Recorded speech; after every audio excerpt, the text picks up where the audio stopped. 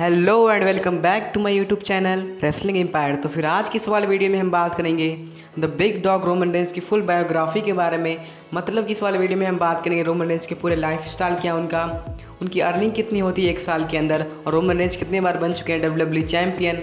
मतलब कि सारी बातें हम करेंगे इस वाले वीडियो में डिस्कस। रोमन रेंज का हमें डेब्यू कब देखने को मिला था, मतलब सारी बात इस वीडियो में डिस्कस करने वाले हम। तो आपको देखना है इस वाले वीडियो को पूरा अंत तक। तो फिर चलिए हमारी वीडियो को शुरू करते हैं।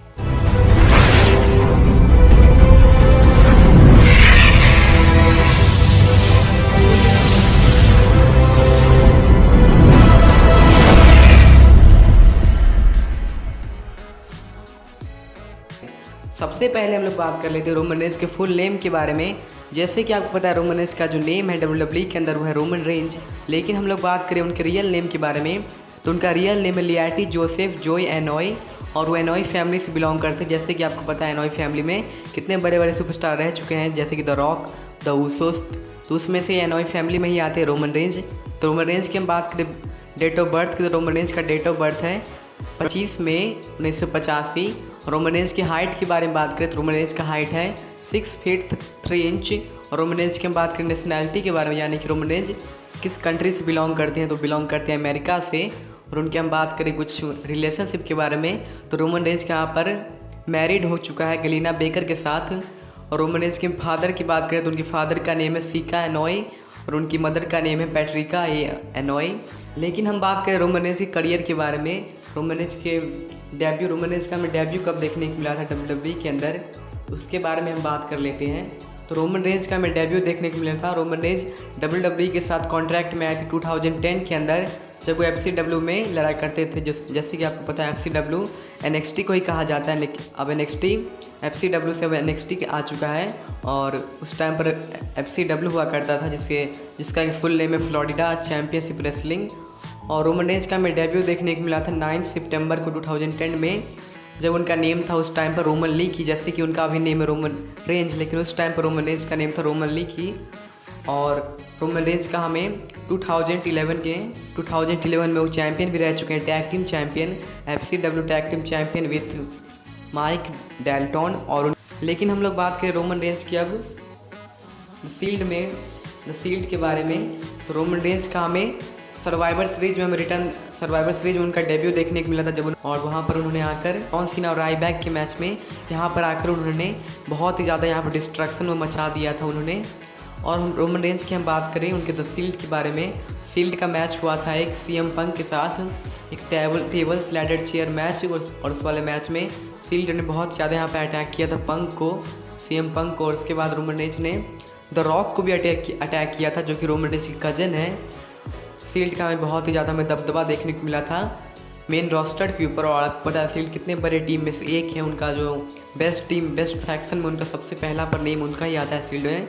अगर मेरे हिसाब से बात करें तो मुझे सबसे बढ़िया लगता है फैक्शन शील्ड का ही, क्योंकि वो आते हैं सबको मार कर वो चले जाते हैं, तो इसलिए मुझे शील्ड का फैक्शन बहुत ही अच्छा लगता है। और एक्सट्रीम रूल्स के अंदर रोमन रेंज ने जीता था फर्स्ट बेल्ट अपने करियर के अंदर, जब उन्होंने सेथ रॉलिंस के साथ उन्होंने जीती थी WWE टैग टीम चैंपियनशिप इन tornado tag team championship match. और ये मैच हुआ था अगेंस्ट हेल नो। और फिर यहाँ पर शील्ड यहाँ पर वर्क करते हुए नजर आए थे ट्रिपल एच के साथ, जब वहाँ पर सेथ रॉलिंस ने यहाँ पर धोखा दे दिया था द शील्ड को, जब उन्होंने अटैक कर दिया था रोमन रेंज को और डीन एम्ब्रोस को। फिर उसके बाद हमें द बिग डॉग की हम बात करें, यानी कि रोमन रेंज के करियर की बात करें तो रोमन रेंज का करियर बहुत ही कमाल का रहा है। जैसे कि रोमन रेंज का मैच हुआ था रेसलमेनिया 31 में, जब उन्होंने वर्ल्ड हैवीवेट चैंपियनशिप मैच को उन्हें अपॉर्चुनिटी मिला था। उससे पहले उन्हें अपॉर्चुनिटी मिला था world heavyweight championship ladder match में at money in the bank, लेकिन उस वाले मैच के अंदर वो हार गए थे। लेकिन उन्हें एक और मौका मिला था समर स्लैम के अंदर एक बहुत ही बड़े मैच में, जहाँ पर रोमन रेंज का और रैंडी ऑर्टन का मैच था। और इस वाले मैच के अंदर रोमन रेंज हरा दिया था रैंडी ऑर्टन को।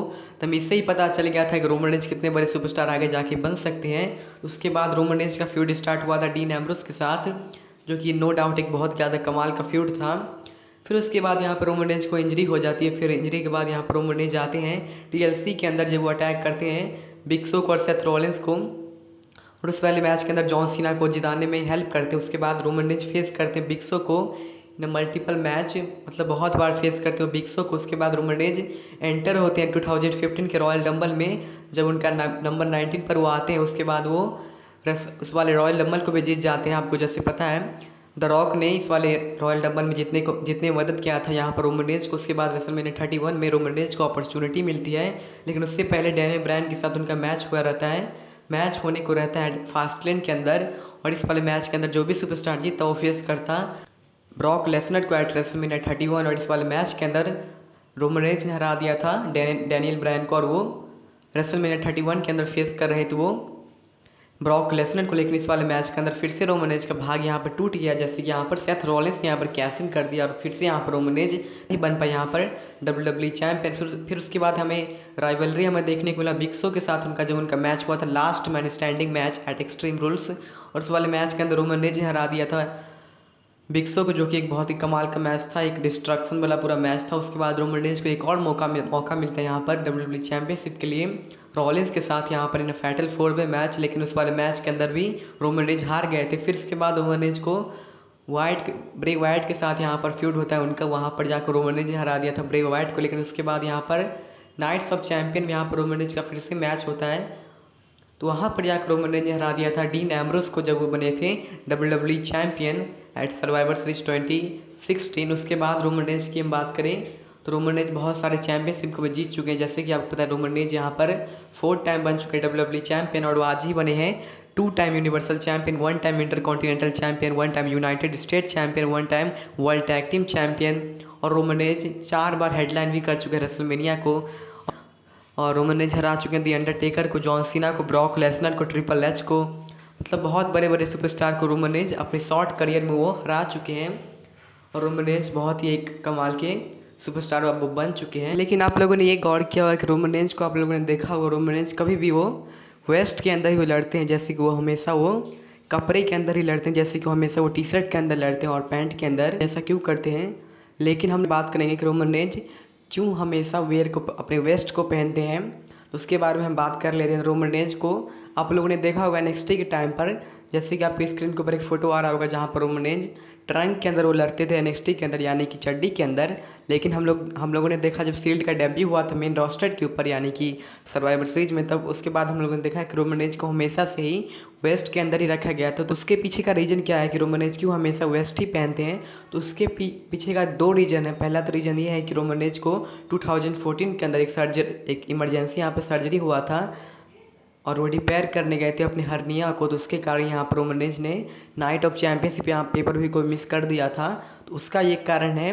तो एक रीज़न तो ये है कि रोमन रेंज यहाँ पर अपने वेस्ट को नहीं पहनते, क्योंकि रोमन रेंज को एक इमरजेंसी यहाँ पर सर्जरी हुई थी हर्निया का, तो इसलिए इसके कारण रोमन रेंज को भी कुछ यहाँ पर स्कार आ चुके हैं अपने एब्डोमेन के ऊपर, उनके पेट के ऊपर। तो इसलिए यहाँ पर रोमन रेंज अपने स्कार को ढकने के लिए यहाँ पर वो हमेशा से वेस्ट को पहनते। और एक और जो यहाँ पर पॉसिबल रीज़न है वो ये रीज़न है कि रोमन रेंज को एक यूनिक लुक यहाँ पर देने के लिए, जैसे ही कोई और रेसलर यहाँ पर उनका ऐसा लुक नहीं है कि हमेशा से वेस्ट ही पहनते हैं, और रोमन रेंज को कुछ यहाँ पर मार्केट में कुछ न्यू लाने के लिए यहाँ पर रोमन रेंज को ऐसा लुक दिया गया है। नहीं तो मैंने जो बताया आपको, रोमन रेंज को यहाँ पर हर्निया का यहाँ पर कुछ हुआ था, तो उसके कारण उनका अभी तक यहाँ पर स्कार है उनके पेट के ऊपर। तो यहाँ पर WWE नहीं चाहती है कि रोमन रेंज का जो स्कार है वो WWE फैंस देख ले, तो इसके कारण यहाँ पर WWE ने ये डिसाइड किया कि रोमन रेंज को हम लोग ऐसे उनको वेस्ट पहनकर ही वेस्ट में ही रखा जाएगा, जिससे कि रोमन रेंज का स्कार जो है नहीं दिखेगा। तो इसके कारण यहाँ पर रोमन रेंज हमेशा से वेस्ट ही पहनते हैं,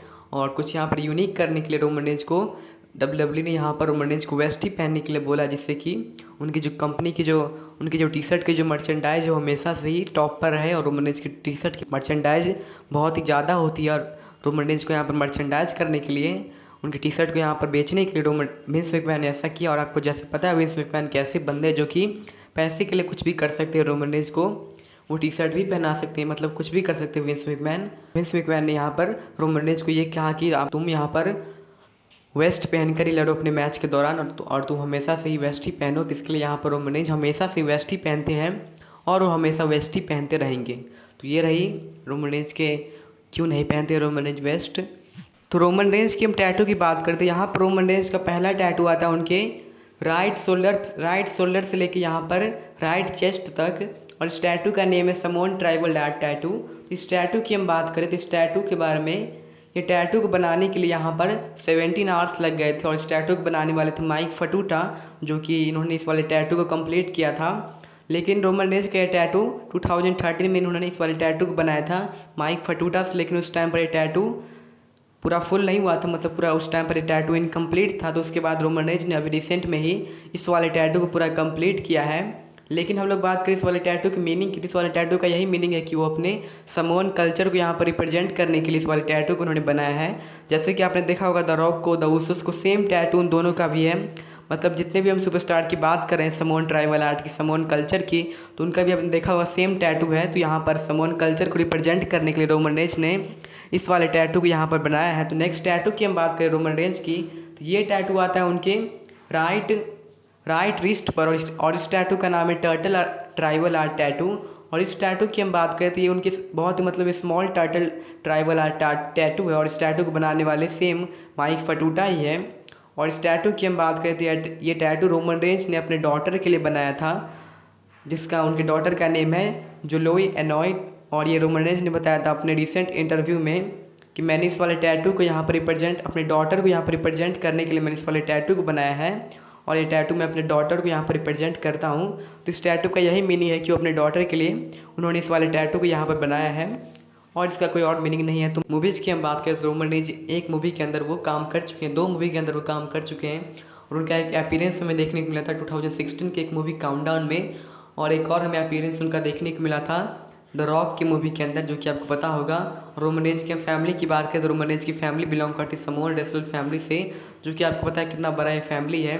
और यहाँ पर बहुत सारे सुपरस्टार भी आ चुके हैं समोन फैमिली से, जैसे कि Yokozuna, Rikishi Umaga and the Rock. Roman Reigns के गलीना बेकर के साथ यहाँ पर दिसंबर 2014 में यहाँ पर मैरिड भी हो चुका है। उनका एक डॉटर भी है जोलोई और उनके अभी 4 डॉटर जिनमें कि 4 डॉटर है जिनमें कि उन्हें 2 है ट्विंस बेबी। और हम बात करें रोमन रेंज की फिनिशिंग मूव्स की या फिर सिग्नेचर मूव्स की, तो यहाँ पर उनका मेन मूव आता है स्पीयर, उसके बाद समोन ड्रॉप, सुपरमैन पंच। और उनकी हम बात करें एंट्रेंस थीम के बारे में, तो उनका एंट्रेंस थीम का नाम है द ट्रूथ रेंज। और रोमन रेंज की हम बात करें सैलरी की, तो रोमन रेंज को सैलरी मिलता है वन ईयर के अंदर $3 मिलियन और ये हमेशा मतलब हर एक साल इंक्रीज ही होता है। तो रोमन रेंज के लिए बहुत ही बड़ी बात है ये। लेकिन हम बात करें कुछ कंट्रोवर्सीज़ की, तो रोमन रेंज का यहाँ पर रोमन रेंज एक बार जेल भी जा चुके हैं 2010 के अंदर, जब उन्होंने ड्रिंक एंड ड्राइव के केस में जेल चले गए थे। और लेकिन ड्रिंक एंड ड्राइव करने के साथ वो किसी एक आदमी से उन्होंने फाइट भी कर लिया था, तो उसके बाद उसके लिए यहाँ पर रोमन रेंज को जेल जाना पड़ा था। लेकिन कैसे भी करके यहाँ पर रोमन रेंज को जेल से निकाला गया था $500 देकर। तो उसके बाद रोमन रेंज एक बार फिर से सस्पेंड हुआ था 2016 के अंदर, जब रोमन रेंज को यहाँ पर वेलनेस पॉलिसी को यहाँ पर ब्रेक करने के लिए उनको सस्पेंड किया गया था 1 मंथ के लिए, जो कि आपको पता है वेलनेस पॉलिसी को कोई भी ब्रेक करता है WWE के अंदर तो उन्हें 1 मंथ के लिए सस्पेंड किया जाता है। तो ऐसा ही कुछ हुआ था रोमन रेंज के साथ, जब उन्होंने यहाँ पर वेलनेस पॉलिसी को ब्रेक कर दिया था, तो उसके कारण रोमन रेंज को 1 मंथ के लिए सस्पेंड किया जाता है। तो ये रही रोमन रेंज की फुल बायोग्राफी जो कि मैंने आपको बताया इस वाले वीडियो के अंदर। तो आप लोग मुझे बता सकते हैं कमेंट के अंदर क्या आप लोग को ये वाली वीडियो अच्छी लगी या फिर नहीं, और आप लोग को ये वाली वीडियो पसंद आई हो तो प्लीज़ वीडियो को लाइक और शेयर करना ना भूलें। और प्लीज़ आप हमारे चैनल को सब्सक्राइब करके बेल आइकन को ऑन कर दीजिए, जिससे कि आपको सभी वीडियोज़ की नोटिफिकेशन मिल पाए सबसे पहले। तो फिर मिलता हूँ मैं आपसे नेक्स्ट वीडियो में। Thank you.